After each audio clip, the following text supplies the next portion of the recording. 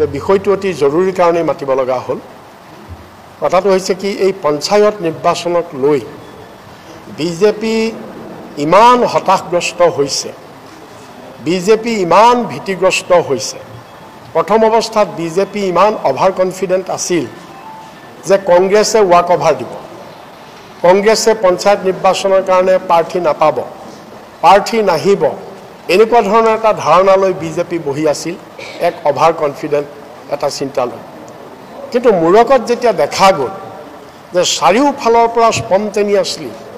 মানে সাংঘাতিক ধৰণে কংগ্ৰেছ কৰ্মী প্ৰাৰ্থী হ'বলৈ ওলাই আহিছে আৰু যোৱা কেইটা দিন ৰাজ্যখনৰ বিভিন্ন প্ৰান্তত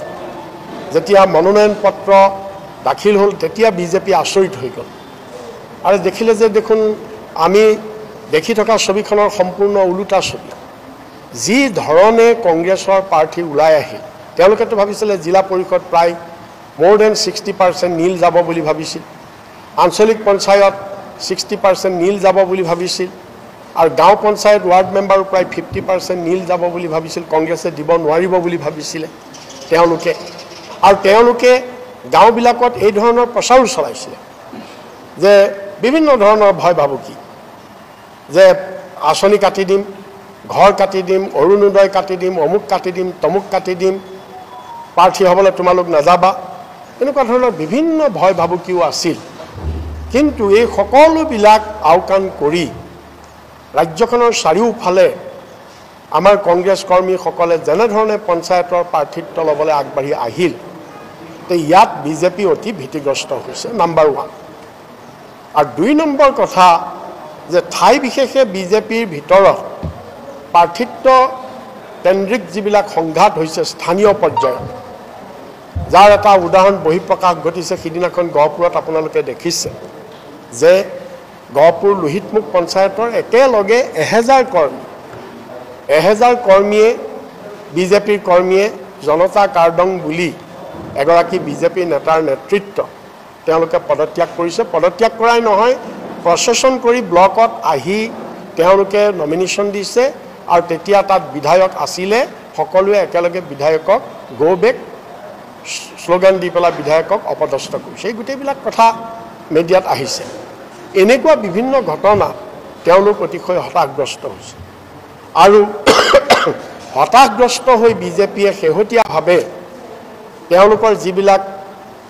পোহনীয়া গুণ্ডা আছে পুহি ৰাখিছে খুৱাই বুৱাই এনেকুৱাবিলাকে কিছুমান হিংসাত্মক ঘটনা কৰিবলৈ লৈছে উদ্দেশ্য হৈছে কি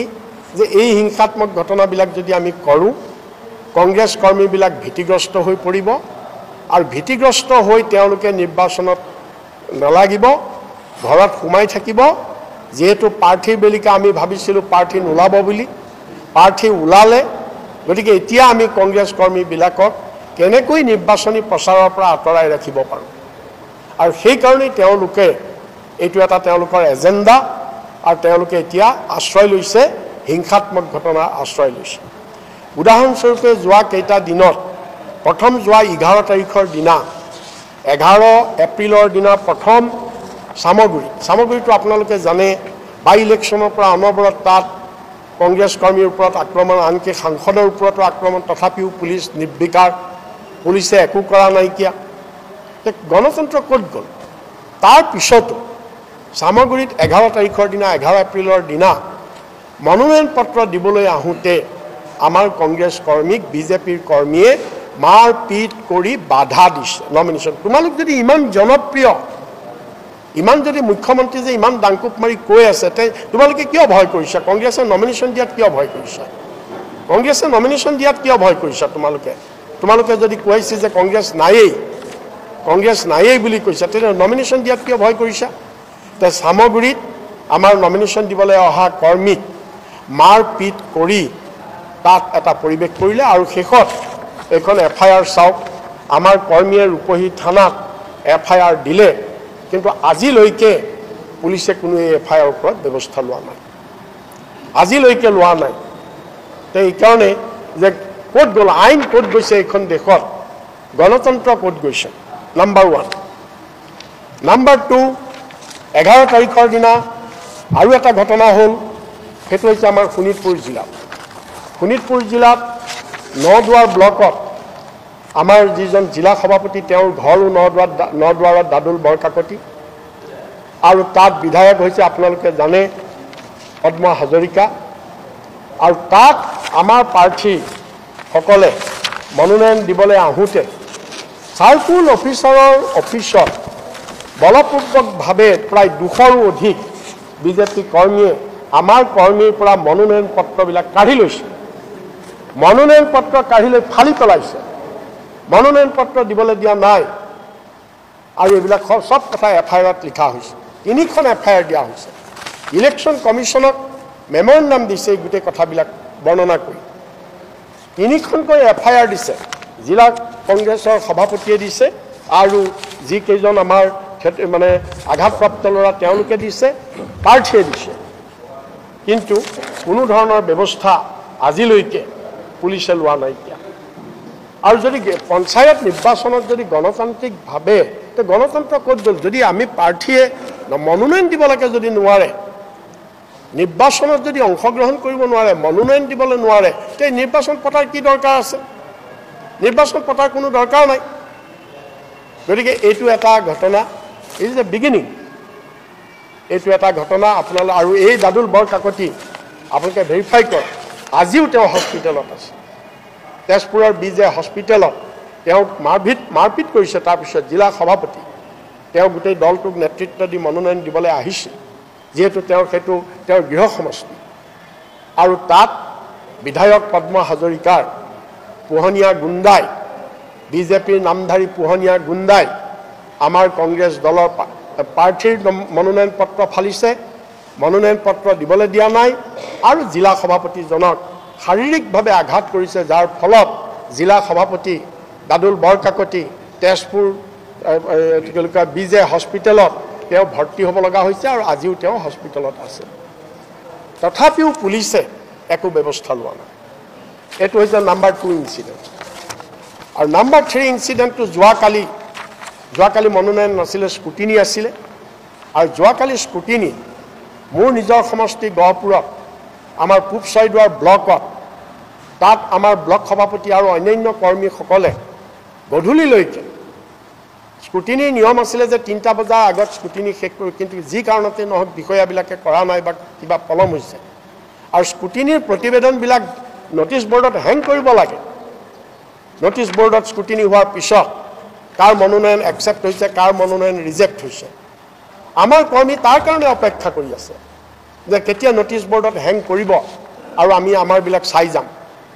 তাৰ কাৰণে অপেক্ষা কৰি আছে তেনেকুৱাতে ৰাতি প্ৰায় 7টা 7:30 বাজিছে তেনেকুৱাতে বিজেপিৰ MLA গহপুৰৰ উৎপল বৰা তেখেত আহিছে তেখেতৰ লগত সাংগু পাংগু এখোপা লৈ আহিছে তেওঁলোকৰ কিবা এখন নে দুখন নমিনেশ্যন কেনচেল হৈছে তেওঁলোকে সেইটো নাজানে তেওঁলোকে পুৰুষৰ ঠাইত তাত য'ত মহিলা ৰিজাৰ্ভেশ্যন আছে তাত পুৰুষ দিছে সেইটোতো আমাৰ ভুল নহয় তেওঁলোকৰ ভুল তেওঁলোকে নাজানে সেই কাৰণে নমিনেশ্যন কেনচেল হৈছে সেইটো লৈ বিডিঅ'ৰ লগত ভয় ভাবুকি দম দি বিডিঅ'ক নমিনেশ্যন একচেপ্ট কৰাবৰ কাৰণে আহি তাত এটা হুলস্থুলীয়া পৰিৱেশ হৈছে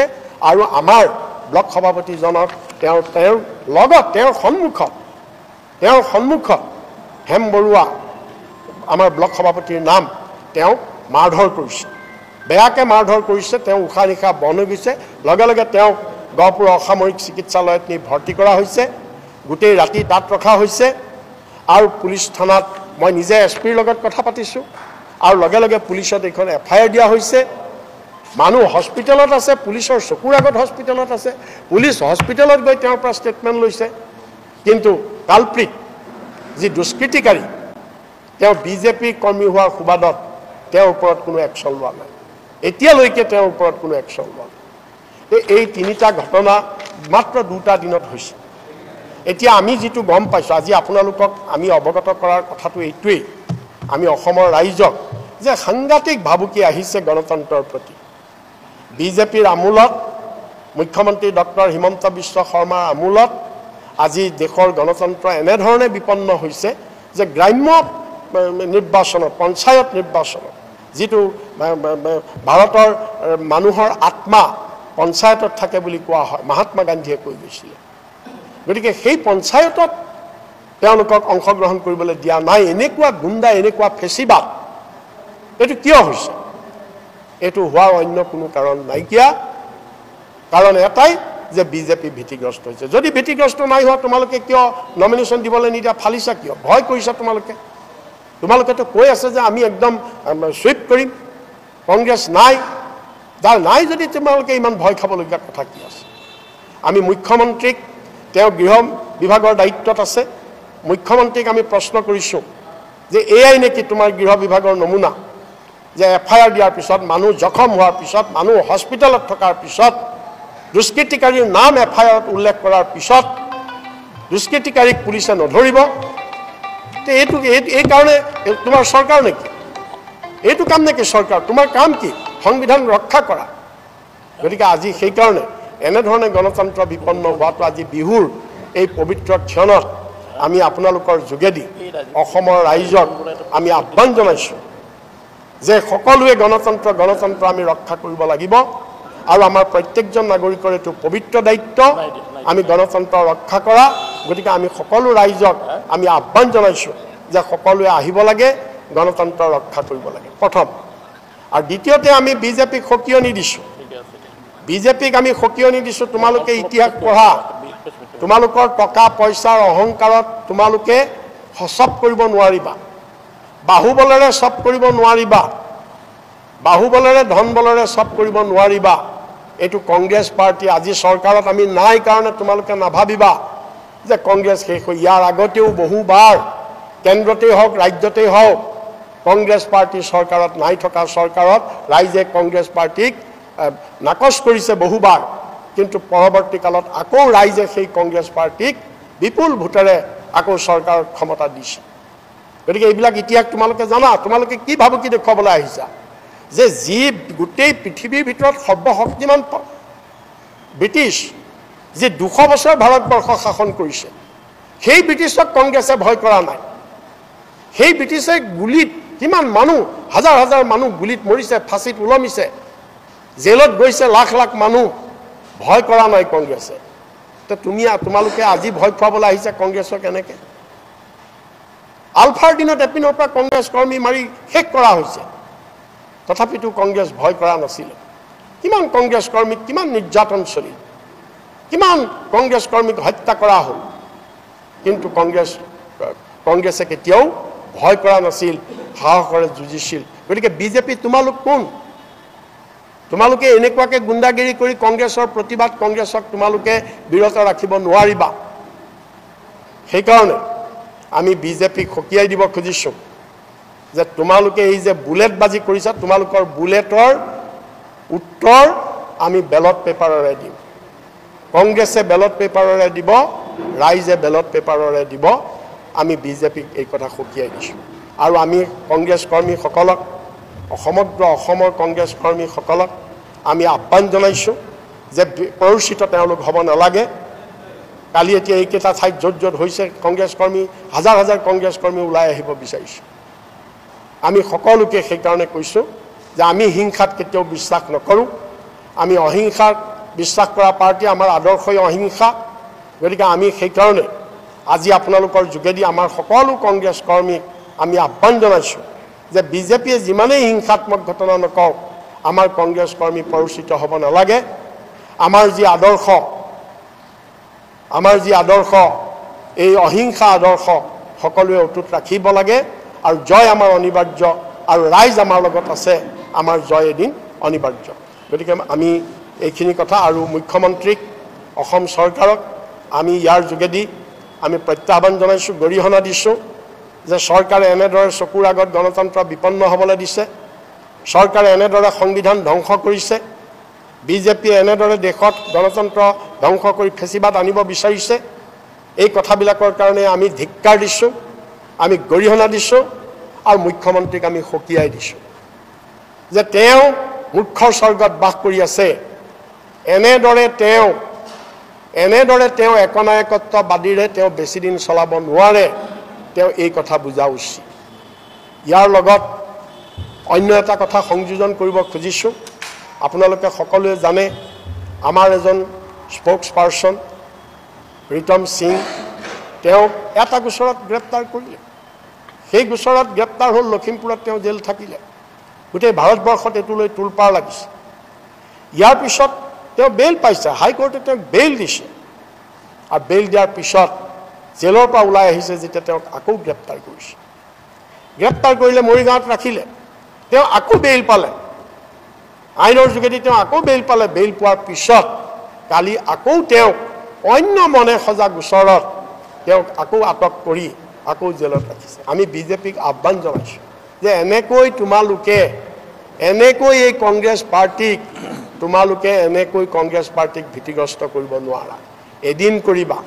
দুদিন কৰিবা চিৰদিন এনেকৈ ভীতিগ্ৰস্ত কৰিব নোৱাৰা তোমালোকে সময় আছে সময় আহিব গতিকে আমি সেইকাৰণে আপোনালোকৰ যোগেদি এনেকুৱা ফেচিবাদী ৰাইজলৈ আমি আহ্বান জনাইছোঁ যে এনেকুৱা ফেচিবাদৰ পিনে চৰকাৰখন বিজেপিয়ে লৈ যাব খুজিছে